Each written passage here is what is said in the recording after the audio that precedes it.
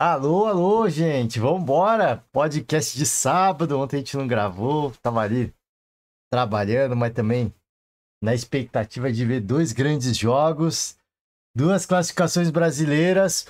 O Flusão fez história, avança para a semifinal da competição e pro Palmeiras, infelizmente, é fim da linha, né? Fim da linha. A gente vai falar um pouco sobre os dois jogos e antes de falar especificamente da classificação do Fluminense, a eliminação do Palmeiras, a gente sempre fica num debate aqui no Brasil, vira e mexe aqui no Brasil, e isso se acalorou mais uma vez durante a escolha do treinador do treinador da seleção brasileira.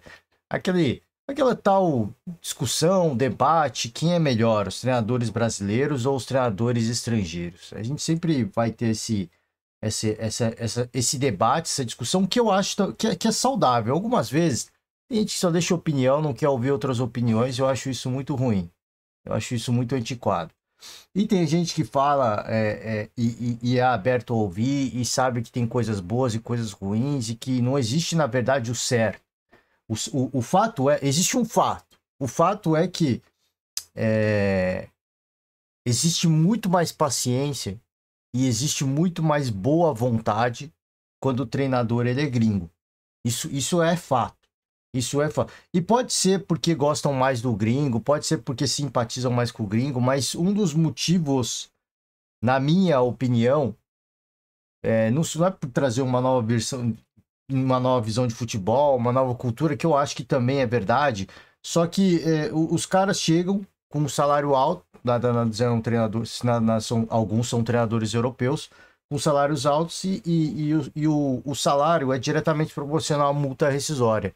Então a boa vontade que se tem é diretamente relacionada ao tamanho da multa rescisória. E aí é uma coisa que eu sempre falo aqui. A gente vira e mexe e vamos ouvir mais uma vez muita gente falando, e o Abel Ferreira falou isso na coletiva dele, de que no Brasil não se dá valor ao que tem no futebol brasileiro. Né? De que o Abel falou alguma coisa assim, de que se o Renato perde 3 jogos seguidos, vocês já estão aqui pedindo a cabeça dele. Ele já não presta, já não vale nada, e em pouquíssimo tempo é demitido. Isso é verdade. Isso é verdade. Não estou falando que é leviano essa fala do Abel. Isso é verdade. Só que é uma coisa que eu sempre falo aqui. Os treinadores brasileiros, eles não têm nenhum tipo de união. Não existe nenhum tipo de irmandade, eu diria assim. É cada um por si e é cada um querendo pegar o cargo do outro. Estou desempregado, quero o cargo de alguém numa equipe melhor. É sempre assim, sempre foi assim. E em virtude disso, as multas rescisórias dos treinadores brasileiros são baixíssimas. São baixíssimas porque os caras sabem que o trabalho dura pouco, porque não vai ter muita boa vontade e que o cara vai sair logo logo. Então os salários são mais baixos e as multas, os dirigentes colocam a multa lá embaixo. E o cara aceita. E o cara aceita porque ele precisa trabalhar. Então, é claro que existe mas muita boa vontade, muito mais boa disposição para aceitar as ideias de um treinador estrangeiro. Mas também não adianta agora ficar falando que a gente não valoriza o nacional, e não valorizamos mesmo. Não estou falando que não é esse o ponto, só estou falando que assim, o mercado de treinadores no Brasil hoje, ele tem essa cultura tóxica, eu diria, essa cultura sem vergonha, por causa dos próprios treinadores. Algum jornalista falou isso, eu não me lembro quem. Porque é um querendo pegar o cargo do outro. É um doidinho esperando 3 derrotas do Renato Gaúcho para pegar a vaga dele como treinador do Fluminense, para ser contratado no lugar dele. Então, essa cultura, esse papo que eu falei a gente precisa valorizar mais o que é nosso. Eu sempre valorizei aqui. Aliás, eu tenho liberdade para falar, eu me sinto muito confortável, porque acho que eu sou um dos maiores puxa-sacos do Renato Portaluppi. Eu nunca vi alguém puxar tanto saco do Renato quanto eu. Mesmo quando ele é falastrão, ele é resenhão, eu gosto. Eu sempre falei aqui, eu gosto. Eu acho que no futebol a gente precisa de caras assim. Uma coisa é você ser falastrão, resenha como o Renato, falar o que pensa de uma forma irônica e irreverente. Outra coisa é você ser mal educado e prepotente como são alguns treinadores. E aqui não tô falando só do Abel, prepotente e arrogante, do Abel Ferreira em muitas coletivas. O Abel mesmo, que falou, por exemplo, que a imprensa brasileira tem muita má vontade com o Renato, ele tem muita má vontade com a imprensa brasileira.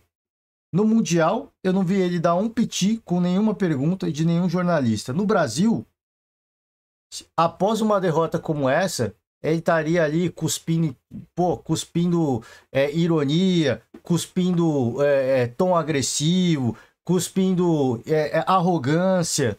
A coletiva inteira. Ia pegar, levantar de cara amarrado e ia sair vazado.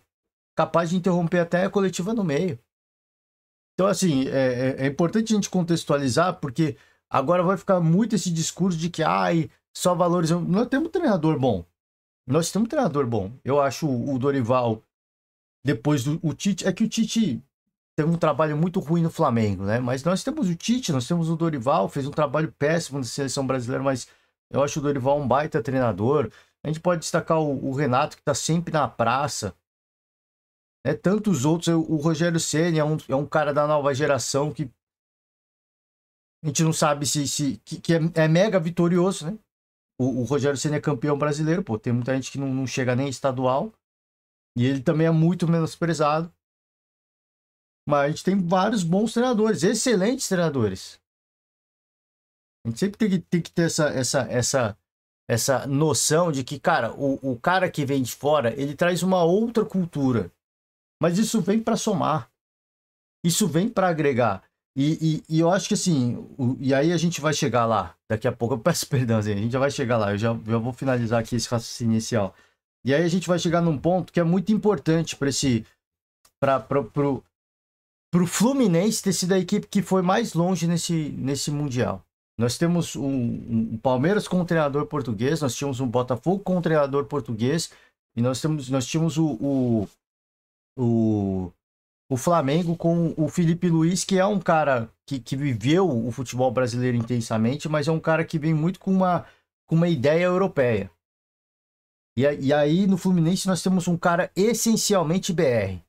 Um cara essencialmente futebol brasileiro. Raiz, não raiz, ele viveu várias e várias fases do futebol brasileiro, e esse cara é 100% DNA, não estou falando nem da origem de nascimento, estou falando DNA do futebol. Do futebol. E ele foi mais longe que todo mundo.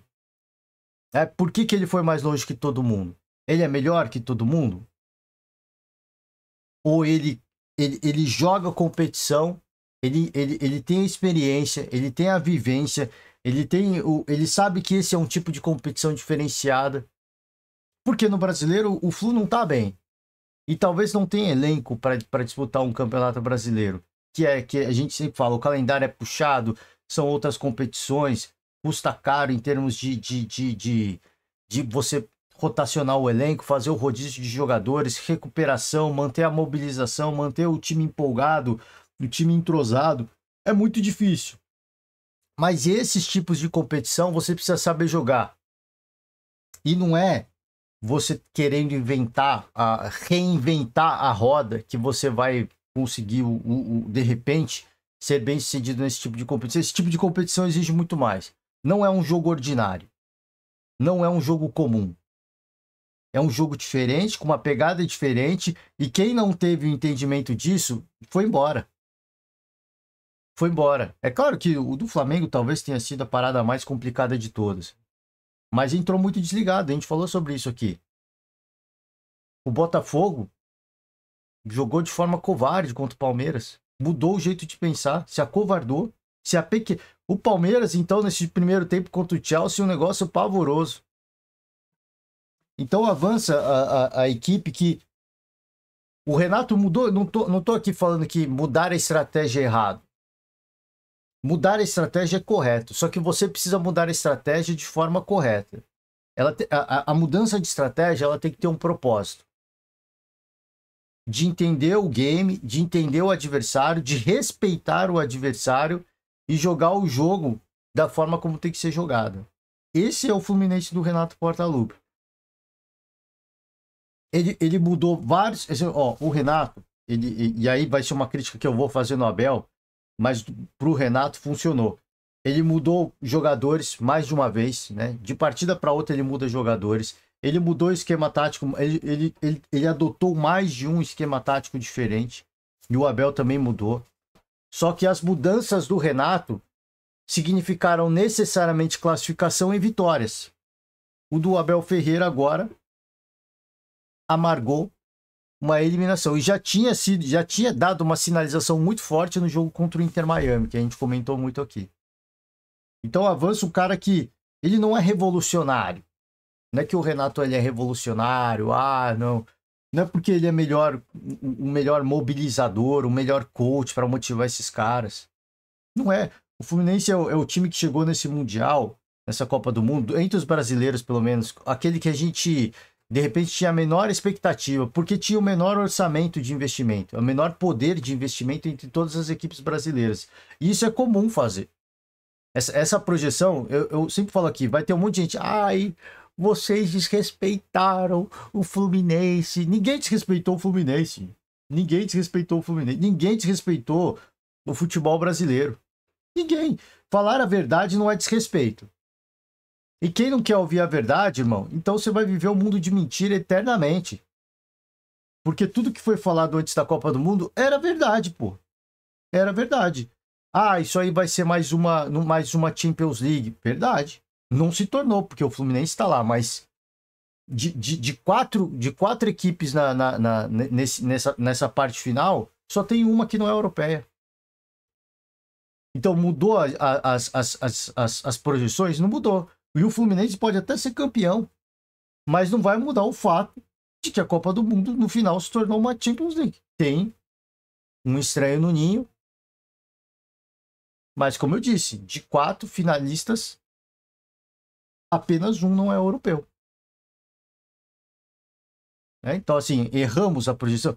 Eu acho que assim, e ninguém desrespeitou o Fluminense ao dizer que o Fluminense seria, de repente, a 4ª força entre as equipes brasileiras por uma questão de investimento.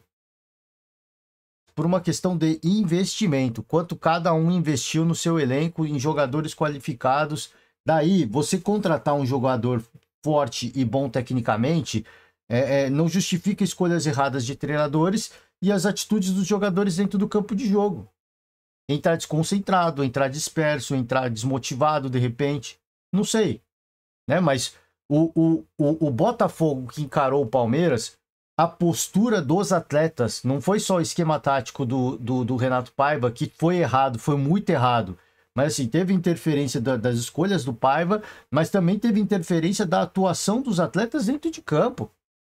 A pouquíssima entrega, a pouquíssima empolgação para jogar aquele game. O Flamengo também. Não acho que teve erro do Felipe Luiz. Eu acho que talvez tenha tido um erro do Felipe em começar o jogo, de repente, um pouco mais lento, de entender que os atletas estavam com um certo grau de nervosismo e começar com uma outra ideia. Mas dentro do jogo, jogadores desconcentrados, perdidos em campo.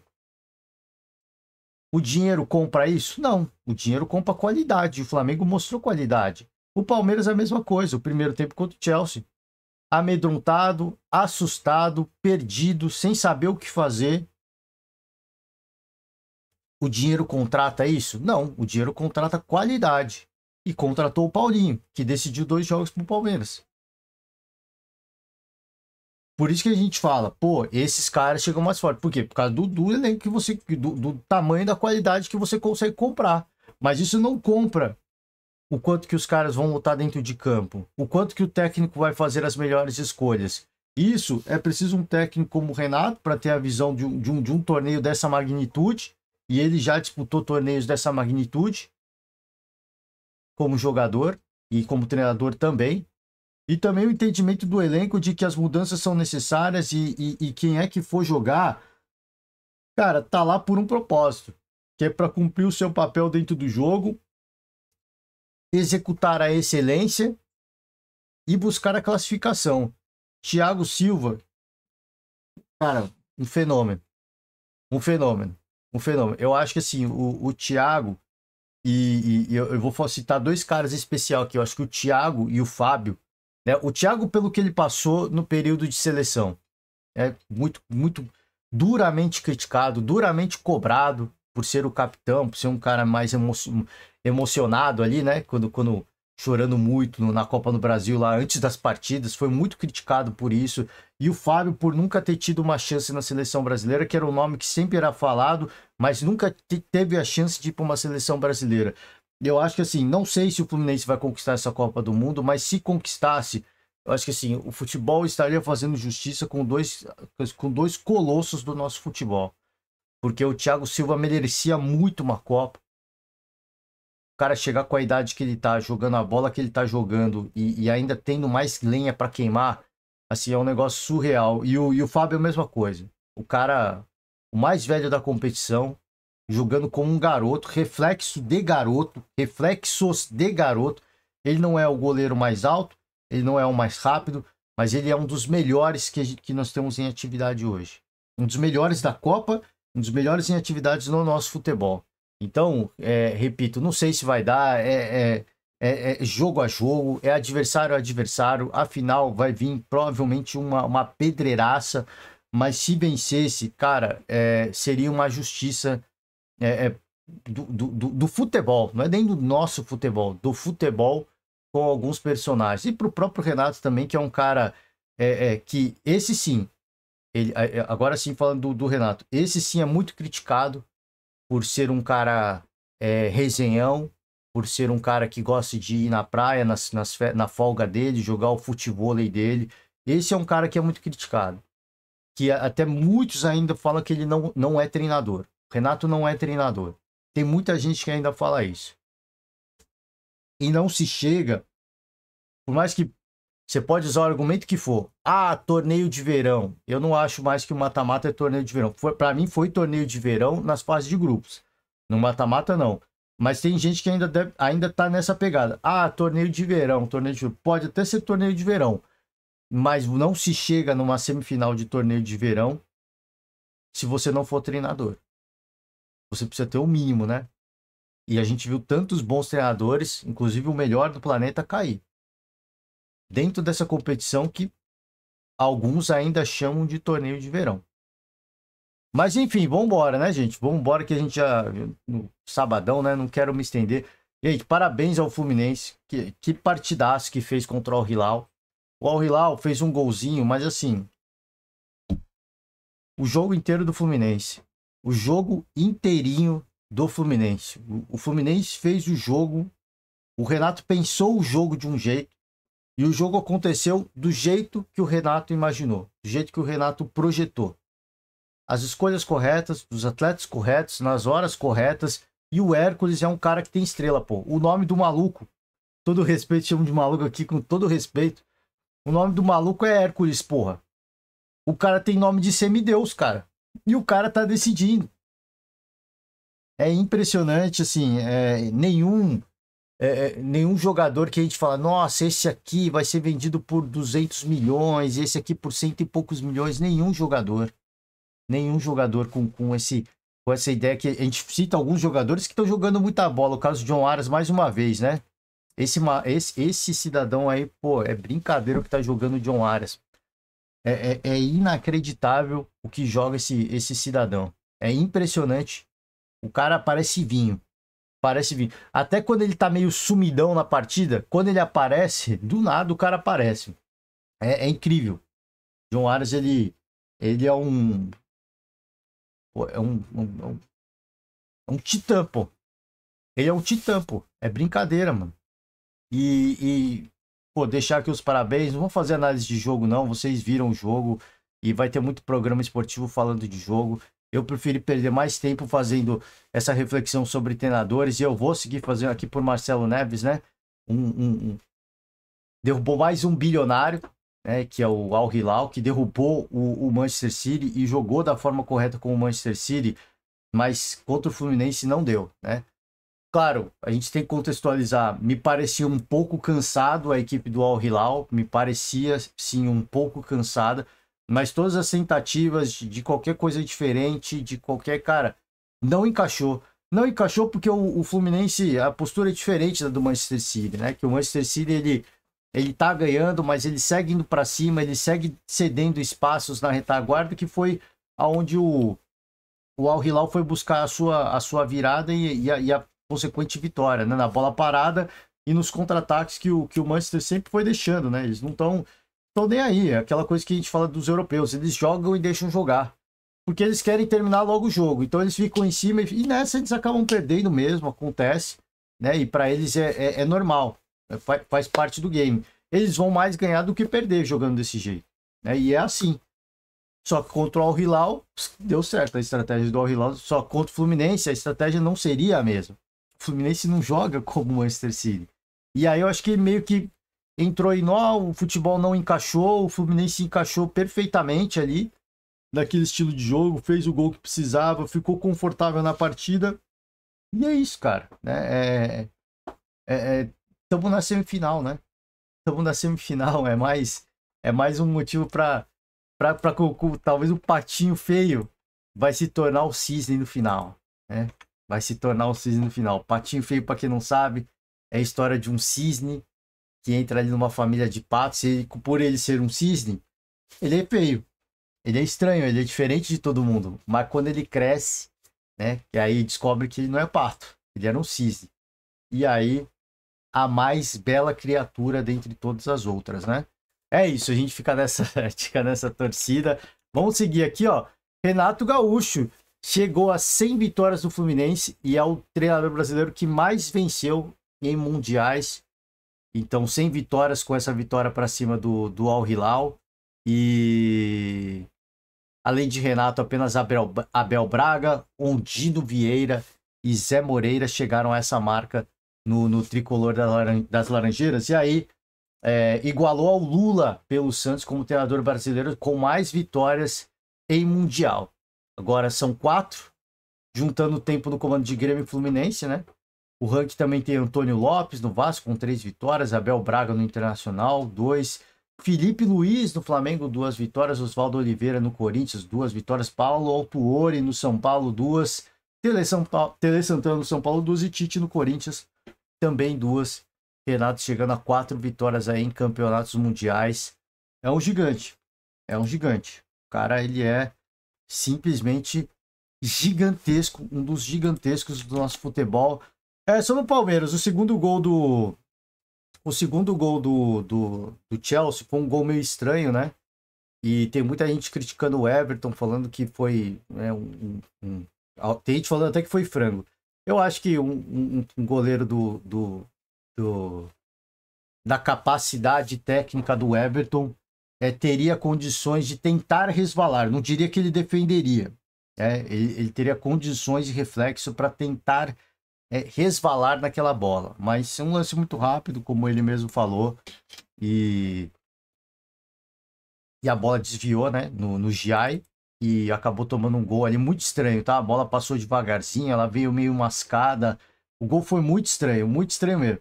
Sim, tem gente que fala assim, pô, eu não acredito em zica. Pô, quando... E aqui eu peço perdão ao torcedor palmeirense, mas existem... No futebol acontecem alguns eventos e existe a tal da freguesia, né? Às vezes a gente tem o Palmeiras hoje é freguês do Chelsea. E quando é para ser, cara, é claro que eu falei, e a gente vai criticar o Abel aqui mais uma vez, mas o segundo gol é muito do gol daquele, cara, não é para ser mesmo.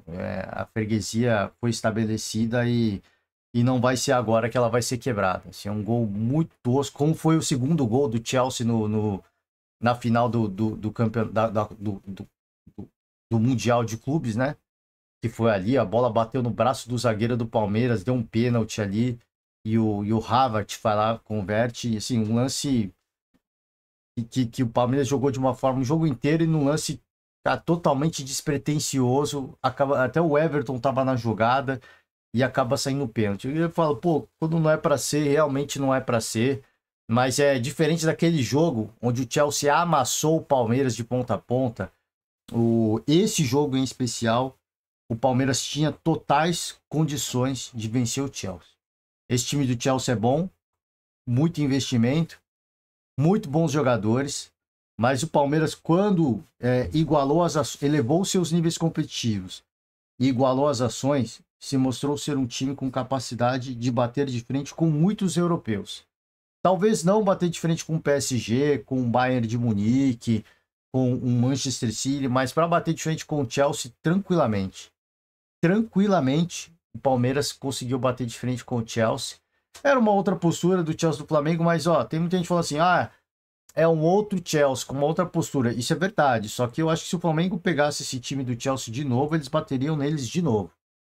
Né? Nada demais esse time do Chelsea, né? Tem muito a melhorar ainda. Como eu falei, tem excelentes jogadores, mas assim, nada demais. Nada demais. É um time forte, é um time muito técnico, mas nada demais. Nada demais. O Palmeiras, e ao longo desse Mundial, acho que o próprio Abel Ferreira, ele veio com uma expectativa de vencer um europeu. E ele não venceu nenhum europeu na competição. Ele não venceu. Eu acho que assim, ele veio para mostrar, de repente, para provar para ele e para outras pessoas, para outros críticos, de repente até na Europa, em Portugal, de que ele é capaz. Ele saiu, acho que com um saldo negativo da Copa do Mundo de Clubes. Porque com o investimento que foi feito, com o tempo de casa que ele tem, ele não foi capaz de bater o time horroroso e bagre do Porto. É uma das maiores decepções, talvez, da Copa, time do Porto. E não foi bater esse time do Chelsea. E o que piora a situação de ter perdido para o Chelsea é que o Flamengo amassou essa equipe do Chelsea. Era outra competição, era outra fase, era a fase de grupos, eu entendo. Mas esse time do Chelsea, nada demais.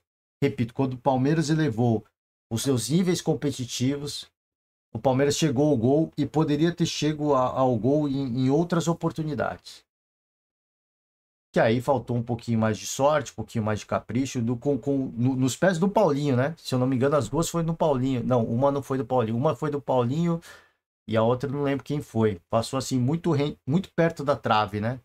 Muito perto. Então, eu acho que o Abel, obviamente, ele segue fortalecido no Palmeiras, mas eu acho que ele não pode ser uma unanimidade. Ele não pode ser inquestionável. O Abel, para mim, nesse Mundial, ele fez escolhas muito ruins, por uma questão de vaidade, eu acho. Ele é um cara muito vaidoso, por uma questão de vaidade, e isso custou talvez facilitou. Não digo que o Palmeiras venceria o Chelsea. Falar que venceria, é que eu falei, o segundo gol é muito gol de azarado. Mas eu acho que as escolhas do Abel facilitaram a queda do Palmeiras no Mundial. Pegou um grupo, talvez entre os brasileiros, o grupo mais fácil, junto com o Flamengo também, a gente pode colocar assim. Acho que o do Palmeiras é um grupo mais fácil de todos. Não venceu os 3 jogos. Não venceu os 3 jogos. Empatou 2 jogos e venceu um.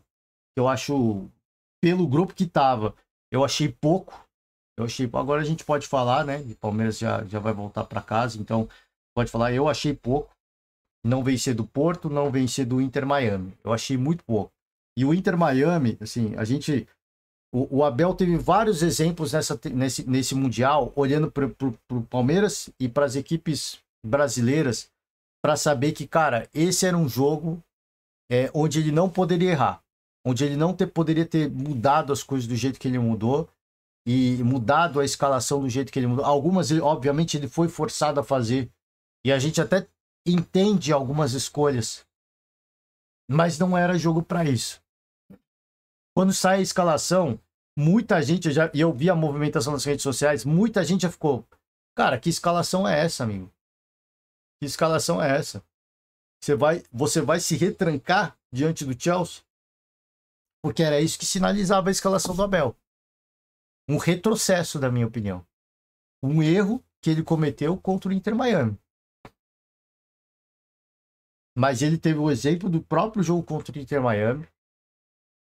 Claro que ali, aqui, contra o Chelsea, ele não tinha Piquerez e ele não tinha Gustavo Gomes. Isso é verdade. A do Piquerez é entendível. Suspense por cartões amarelos. Agora, do Gomes é inentendível, né? Inentendível o cara ser expulso. Se bem que eu não lembro àquela altura do jogo se ele já estava suspenso ou não. Mas, enfim. né? Não me recordo agora. Eu só sei que ele não tinha dois dos maiores dos maiores pilares da defesa palmeirense, mas ele tinha jogadores no elenco que estão trabalhando com ele há bastante tempo. Então, na teoria, teriam capacidade de cumprir a função tática necessária.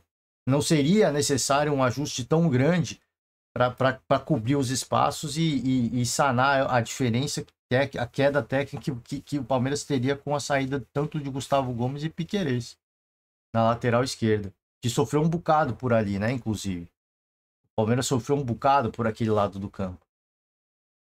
Murilo também se lesionou, né, no jogo contra o Miami. Então, assim, estão coisas que estão alheios ao Palmeiras, algumas, que é o caso do Murilo, algumas que situações condicionantes de jogo levaram aquilo, como é o caso do Piquerez, e outro, uma bobagem do capitão, hein? O cara é o capitão do Palmeiras. Então, e aí você começa o jogo contra o Inter Miami, da forma como começou, e ficou claro que foi um erro. O Abel falou que foi um erro.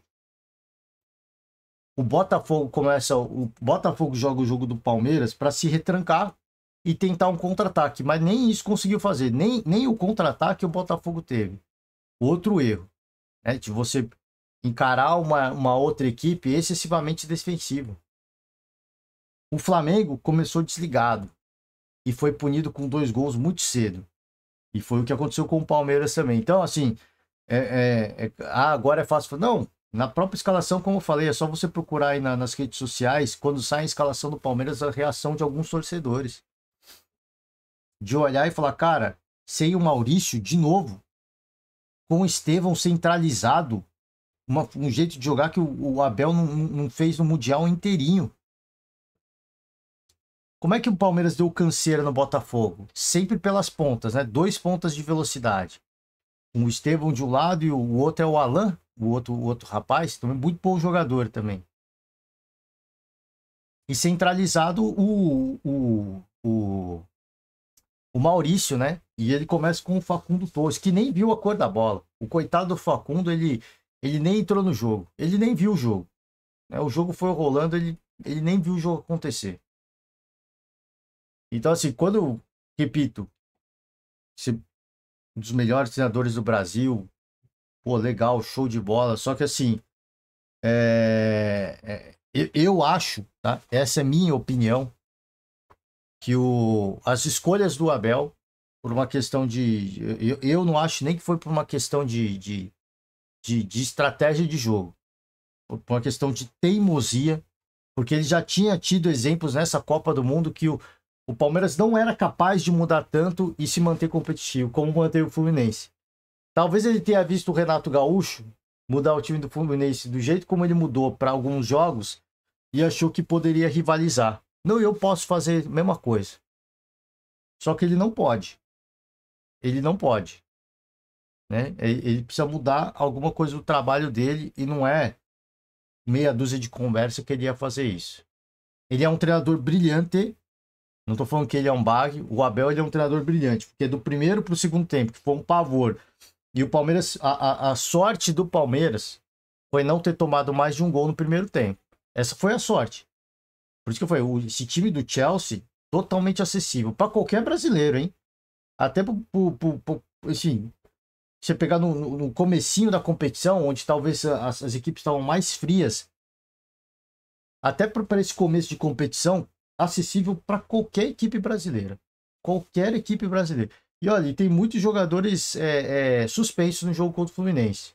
Espero que o Renato consiga aí bolar a melhor estratégia, porque é um adversário totalmente acessível para qualquer dos brasileiros.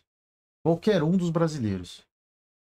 E talvez o Abel, por uma questão de ego, eu não sei, né? Eu não sei o que ele quis fazer ali. Ele tentou fazer as escolhas ali e, como eu falei, deu tudo errado. Deu tudo errado. Quando termina o primeiro tempo, a gente ouve nos comentários em mais de um lugar, precisa mudar tudo.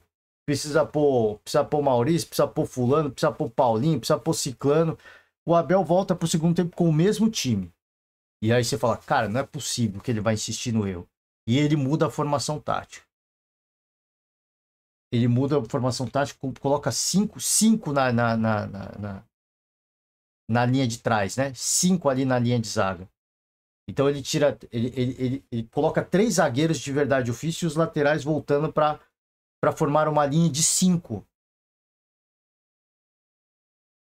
E aí mudou o jogo. E aí mudou completamente a forma do Palmeiras atuar dentro de campo. Então por isso que eu falo, ele é um cara brilhante.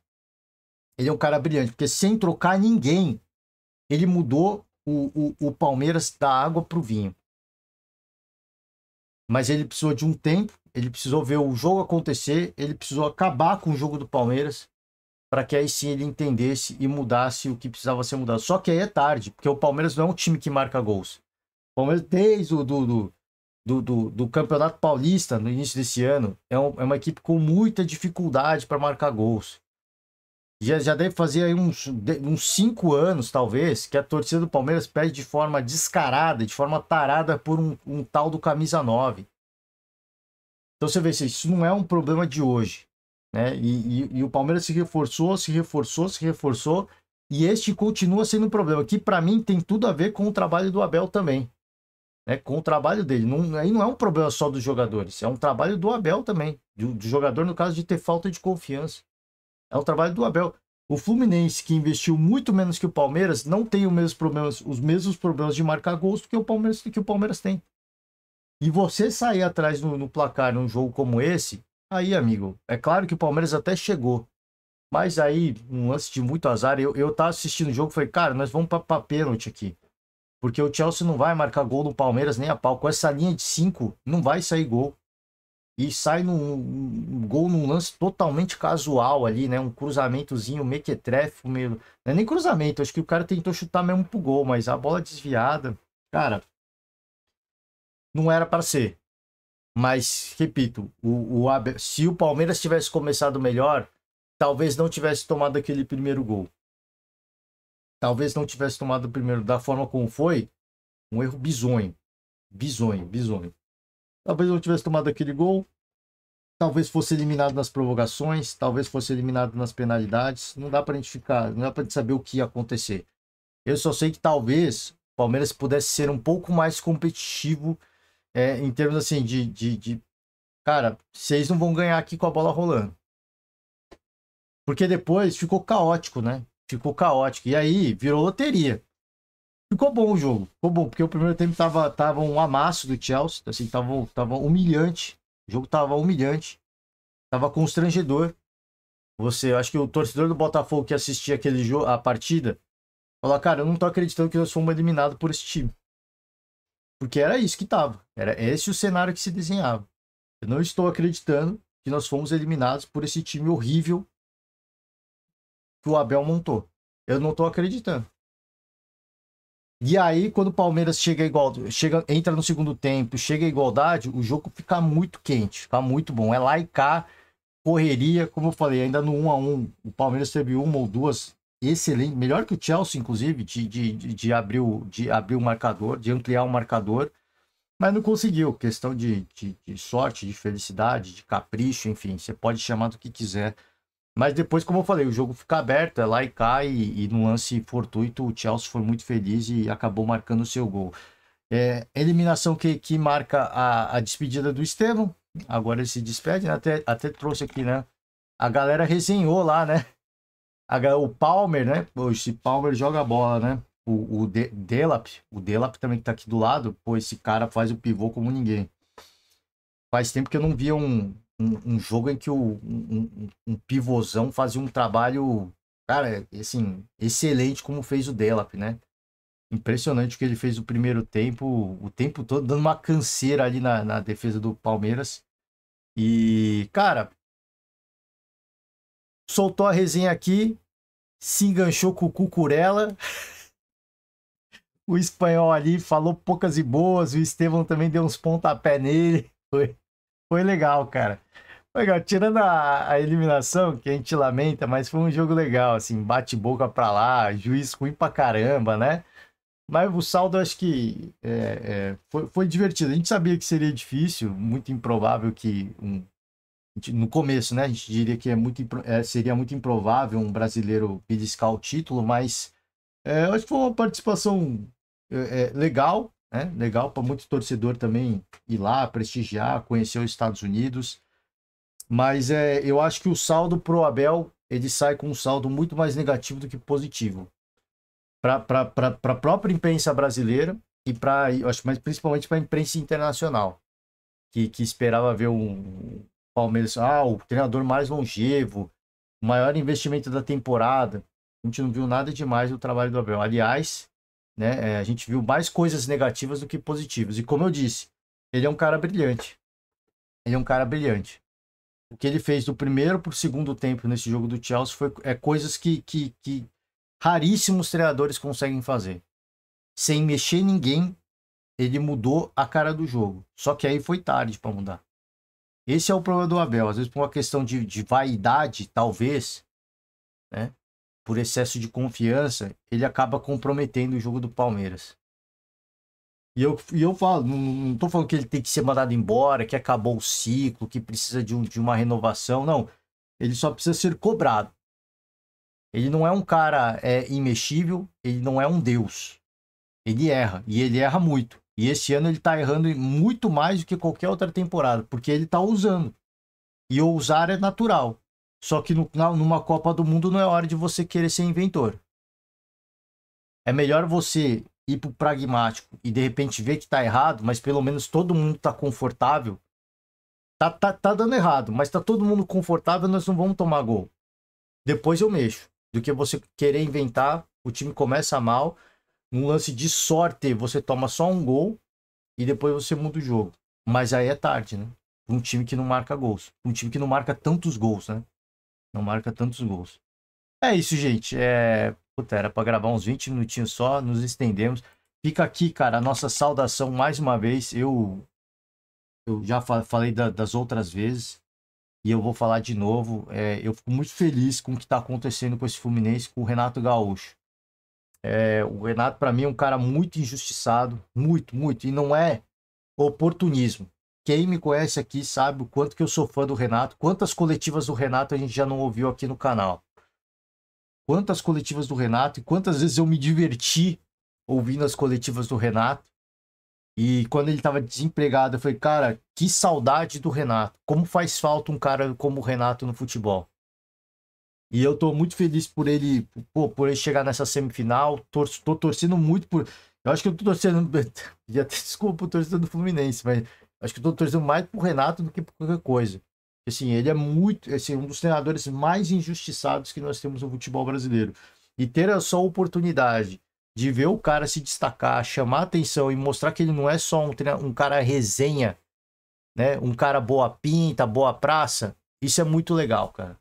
Acho que isso é muito legal. Depois, talvez ele chegue no Brasil, vai jogar o futebol dele, deixa o auxiliar treinando o time, ele vai ser criticado de novo. Mas aí, cara, ele já vai ser o melhor brasileiro no Mundial, já vai ter feito história e tudo mais. Então, cara, assim, muita sorte, cara, muita sorte.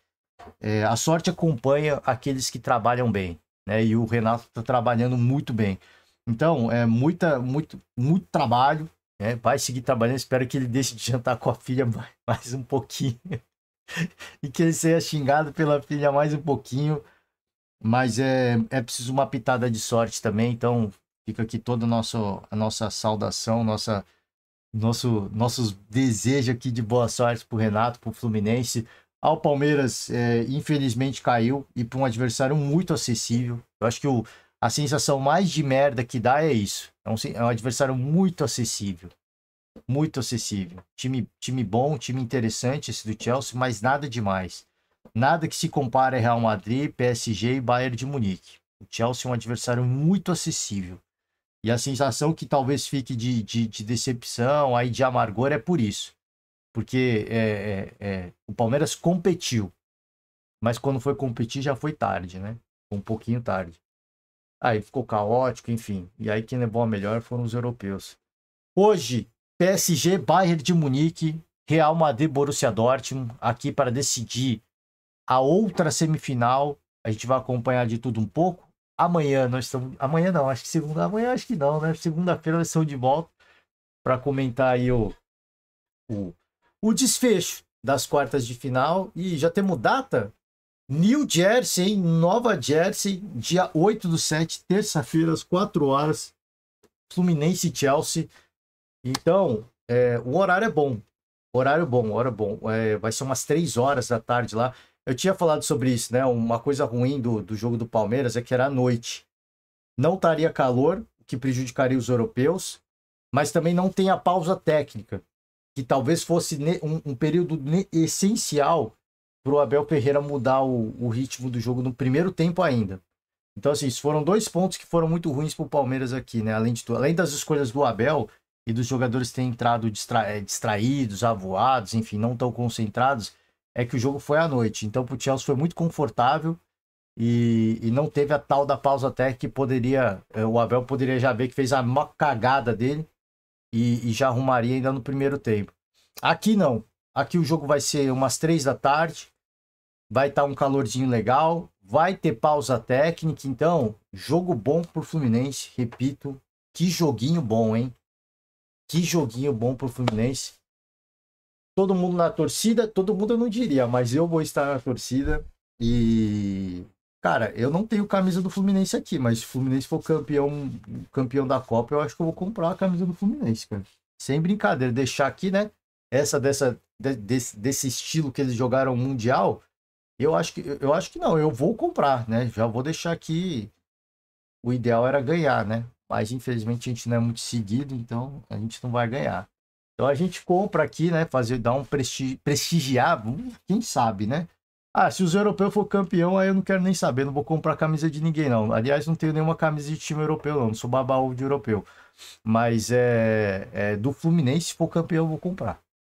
Eu vou comprar, né? Óbvio, pô. Dá aquela prestigiada, e ainda mais a gente que tá torcendo muito aqui, né?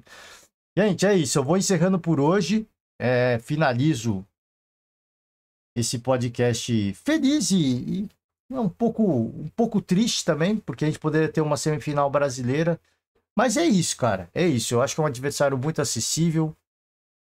Aqui, pelo menos, eu digo aqui no podcast, somos todos Fluminense e os antes vão torcer, né? Os antes vão torcer muito. Mas, cara, é uma grande festa e que desfrutem. Que desfrutem desse momento, tá? Valeu demais. Encerrando as atividades por hoje. Ótimo sábado para todo mundo. Um forte abraço. E segunda-feira estamos de volta. Beijo, abraço, tchau.